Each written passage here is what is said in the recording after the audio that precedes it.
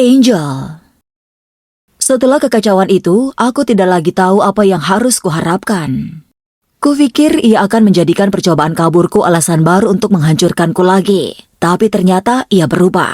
Ia tidak meminta maaf, setidaknya tidak secara langsung, dan ia tidak pernah membicarakannya lagi. Ia mulai bersikap lembut, seolah bisa memutar ulang kerusakan yang sudah terjadi. Amarahnya tidak hilang, hanya berganti wajah. Ia masih mengoreksi setiap hal yang menurutnya salah, tapi kini dengan kesabaran yang dibuat-buat. Seperti orang dewasa yang sedang menasehati anak kecil. Ia menjadi manis, bahkan lucu. Ia mencoba membuatku tertawa dengan suara-suara aneh dan gaya berlebihan. Ia mulai memanggilku dengan panggilan sayang lagi. Kami pergi makan bersama, bercanda dengan teman-temannya seolah kami pasangan normal. Dari luar mungkin terlihat seperti cinta, tapi aku sudah pernah melihat versi dirinya yang ini. Itu hanya peran, sebuah awal ulang. Aku ingin mempercayainya, ingin berpura-pura juga. Karena setidaknya versi ini lebih mudah dihadapi daripada yang meludahiku setiap kali aku salah. Tapi jauh di dalam hati, aku tetap ingin pergi. Sore itu, salah satu temannya datang sambil membawa selembar kertas krem berlogo merah muda. Katanya surat dari gereja akhirnya keluar. Tentu saja, itu datang tepat ketika aku sudah tidak tahan lagi berada di rumah itu. Bobby melompat kegirangan, melambai-lambaikan surat itu seperti baru menang undian.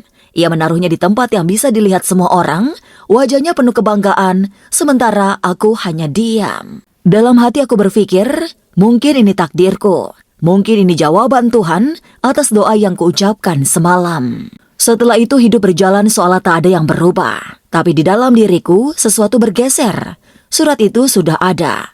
Bukti bahwa harapanku kecil. Bahwa pernikahan itu mungkin tidak sah, kini lenyap. Untuk sesaat, aku berharap ada keajaiban. Sesuatu yang menegaskan bahwa perasaanku benar, bahwa semua ini tidak nyata. Tapi begitu surat itu ada di tangan Bobby, harapan itu padam. Jadi aku berkata pada diri sendiri bahwa aku tidak punya pilihan. Kalau ini memang takdirku, maka aku harus mencoba bahagia, meski hanya dengan berpura-pura. Fake it until you make it, pikirku. Mungkin lama-lama semuanya akan membaik. Mungkin cinta bisa tumbuh dari ketahanan, toh sekarang katanya kami sudah terikat sampai mati. Saat itu aku masih remaja, dan Instagram sedang naik daun. Semua orang yang kukenal sibuk menata hidupnya, menampilkan sisi terbaik, momen paling bahagia, liburan paling indah. Aku ikut juga, bukan hanya untuk diriku, tapi juga untuk semua orang yang melihat, terutama mamaku. Ia tidak mau melihat Bobby, bahkan mendengar namanya pun tidak. Ia masih marah besar dan ia punya alasan. Tapi bagian kecil di dalam diriku berpikir, mungkin kalau ia melihatku bahagia, ia akan melunak. Ia sering berkata, yang penting kamu bahagia. Jadi aku pikir, kalau aku terlihat bahagia, ia akan percaya aku benar-benar bahagia. Mungkin ia akan menerima Bobby kembali, dan kalau ia menerimanya, mungkin Bobby akan berubah. Setiap kali ia memperlakukanku dengan buruk, ia selalu menyalahkan orang tuaku. Jadi mungkin semuanya akan tenang kalau kami sama-sama berpura-pura. Kukatakan pada diriku, itulah pilihan terbaik. Kalau orang tuaku menerima Bobby, mungkin hidup bersamanya tidak akan seberat ini. Jadi aku ikut arus, aku berpose untuk foto, aku tersenyum di setiap jepretan, aku menulis caption yang terdengar ringan, santai, bahkan beruntung. Setelah pertengkaran paling buruk sekalipun, setelah dipanggil dengan kata-kata yang merendahkan, setelah malam-malam di mana aku menangis sampai tertidur, aku tetap memposting seolah semuanya baik-baik saja. Ada citra yang ingin kulindungi, bukan hanya di dunia maya, tapi juga di dunia nyata. Citra gadis kuat yang membuat pilihannya sendiri, yang sudah cukup dewasa untuk menjalani hubungan, yang tidak perlu diselamatkan siapapun. Aku berkata pada diri sendiri, kalau memang kami akan hidup dan mati bersama, maka aku harus belajar mencintainya lagi. Bahkan ketika salah satu temannya mengajukan ide membuat video romantis, semacam video prewedding yang dibuat-buat, aku mengiyakan. Padahal dulu aku selalu menolak karena tak sanggup berpura-pura sampai segitunya. Kali ini aku melakukannya juga, memainkan peran yang diinginkannya, peran yang semua orang ingin kulihat memerankannya. Aku begitu sering berbohong pada diriku sendiri sampai akhirnya aku mulai percaya. Dan mungkin jika semua orang ikut percaya, kebohongan itu tidak akan terasa seburuk itu. Saat itu aku sedang tidak bekerja. Syuting baru saja selesai dan aku masih menunggu kabar dari rumah produksi. Menunggu kepastian, menunggu panggilan, menunggu tahu apakah dan kapan proyeknya akan selesai. Ponselku sepi, kalenderku kosong, dan saat aku tak punya kegiatan, ia mulai menawarkan pelarian. "Ayo ke Jogja," katanya suatu pagi, seperti sedang mengajakku bernafas. Lalu ke Bali. Aku belum pernah ke sana, kemanapun juga. Ia tahu itu. Jadi kami pergi. Meski aku yang membayar tiket, hotel, dan makanan, aku tidak mengeluh. Aku ingin merasakan sesuatu yang berbeda. Berada di tempat lain saja sudah cukup untuk menipu otakku agar merasa bebas, meski nyatanya tidak. Aku juga berpikir itu akan bagus untuk Instagram. Foto baru, suasana baru, sesuatu untuk diposting. Ia mulai memintaku memposting lebih sering. "Tag aku," katanya. "Setiap foto harus sempurna." Kami mengulang pengambilan gambar berkali-kali. Ia berpose di sampingku seperti pasangan bangga. Lalu memeriksa ponselku untuk memastikan wajahnya cukup bagus sebelum aku memposting. Ia ingin semua terlihat ideal, sudutnya, pencahayaannya, bahkan captionnya, agar kami tampak seperti pasangan impian. Itu kebohongan, tapi kebohongan yang indah. Ketika kamu tenggelam, bahkan ilusi pun bisa terasa seperti sesuatu yang menolongmu. Sampai akhirnya, Bali menghancurkan semua itu lagi. Kami berjalan di Jalan Legian, jalan paling ramai dan bising yang pernah kulihat. Musik berdentum dari tiap bar, lampu berkelap-kelip, turis tertawa di segala arah. Kekacauan tapi menyenangkan. Aku belum pernah merasakan dunia sehidup itu. Semuanya berwarna. Aku tidak pernah minum alkohol. Orang tuaku melarang saat aku masih di bawah umur. Dan bahkan sekarang Bobby juga tidak mengizinkan. Aku tidak keberatan. Aku pernah mencoba bir sekali dan tidak suka rasanya. Saat kami berjalan, aku melihat seorang gadis menari di jalan, tertawa, mabuk, sampai teman-temannya menariknya kembali ke dalam. Aku tersenyum melihatnya. Ia tampak bebas. Aku berpikir, mungkin aku tidak akan pernah bisa mengalami kesenangan seperti itu bersama teman-teman. Bobby memperhatikan arah pandanganku dan mencibir, berkata bahwa kalau aku tidak bersamanya, aku pasti akan jadi gadis seperti itu.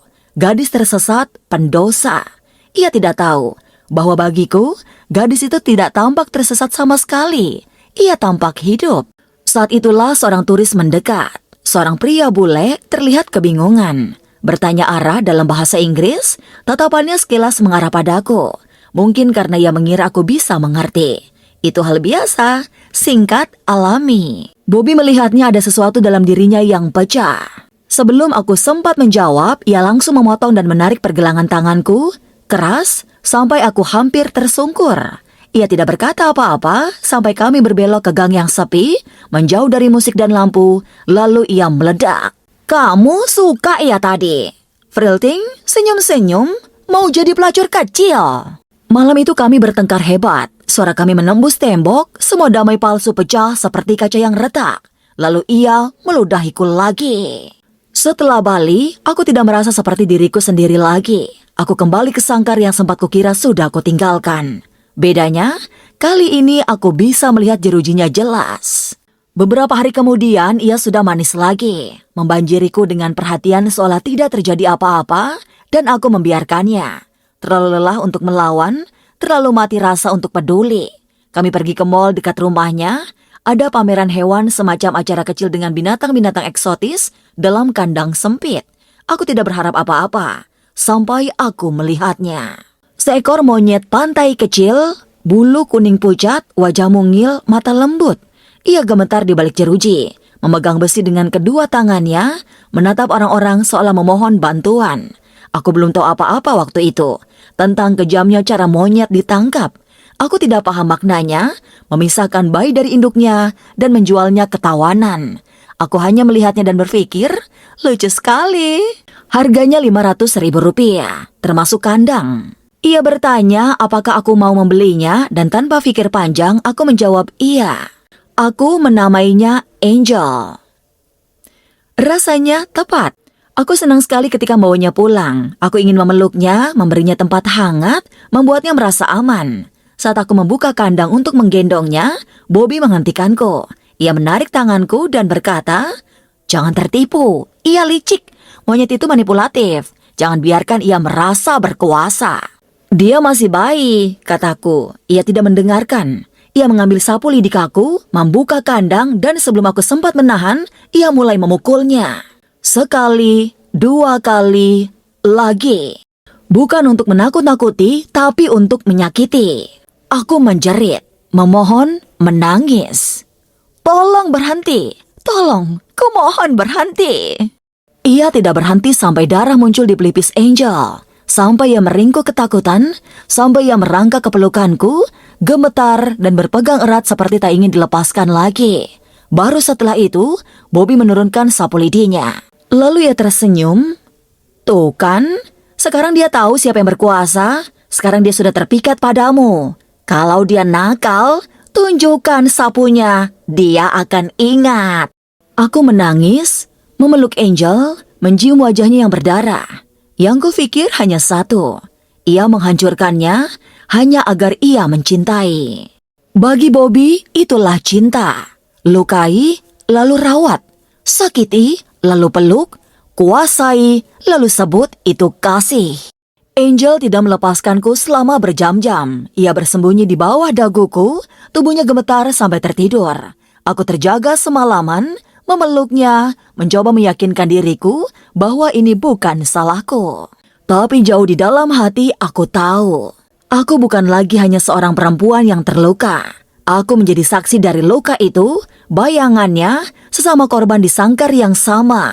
Aku melihat diriku di tubuh mungilnya, lebih jelas dari pantulan manapun. Ia telah menghancurkanku juga, bukan sekaligus, tapi sedikit demi sedikit, kata demi kata, ancaman demi ancaman, dan sama seperti Angel, aku pun berpegang pada tangan yang menyakitiku. Karena tangan itu juga satu-satunya yang pernah memelukku. Malam itu aku memeluknya sepanjang malam. Dalam tubuh kecil yang gemetar, aku melihat seluruh diriku.